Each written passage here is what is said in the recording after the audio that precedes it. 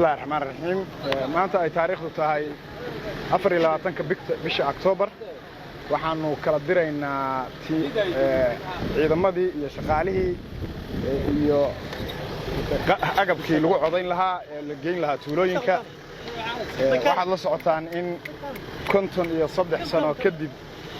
ay Puntland u dareertay doorasho qof iyo coda waxaan ilaahay ka rajaynayaa doorashadaas inay noo noqoto mid najaxda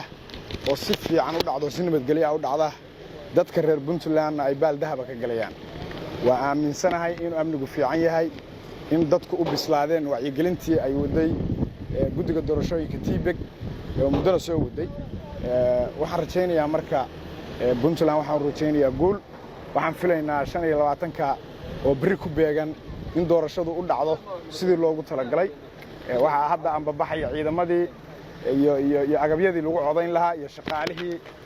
waxa ila joogo guddigii Tibek oo iyaga laftirkooda aan gacan siinaynay iyaguna na siinayay si fiican aan wada shaqaynaynay anaga iyo saraakiishii ila socotay iyo kuwan halkaan ugu iiba aad baan ugu faraxsanahay in Puntland ay maanta doorashada dimuqraadiga ay ka dhacayso qof walbana uu codkiisa dhuubanayo waxay ahayd riyo ay dadka reer Puntland muddo dheer ku riyoonayeen waa alxamdulillaah rabbil caalamiin waxaan ku soo dhaweynayaa maantay sida taliyu sheegay waa 24 waxa la leeyahay wixii qaban qaabo ahaa oo agab iyo shaqaale iyo ciidankii amniga sugayay u khaaska ahaa doorashada waa noo wada dhan yihiin insha Allah kooxihii kala duwanaa sijooyinkii meelihii loogu kala tagay badankoodu waa wada joogaan kormeerayaal wakiiladii sidii loo kala habeeyay nidaamkii oo dhan waxa kaliya oo noo dhiman kaliya waxa weeye nationalkii ugu dambeeyay iyo inaanu inta ducaysana bari haddii alla idmo aanu sugno codbixinta oo dhici doonta haddii alla idmo 6da subaxnimo 25ka bisha ilaa iyo 6da maqribnimo Cabdirasaaq Axmed baan ku rajaynayaa isla guddiga doorashooyinka Puntland waxaan maraynaa hadda diyaar garowga meelihii ugu dambeeyay oo aad arkaysaan inay safaf ku jiraan aan kala dirayno qalabkii iyo ciidankii amniga sugayay qaarkoodna ay bixeenba already inta inoo dhiman oo ah magaalada inaan diyaarsano goobihii tiimamkiina ay noo joogaan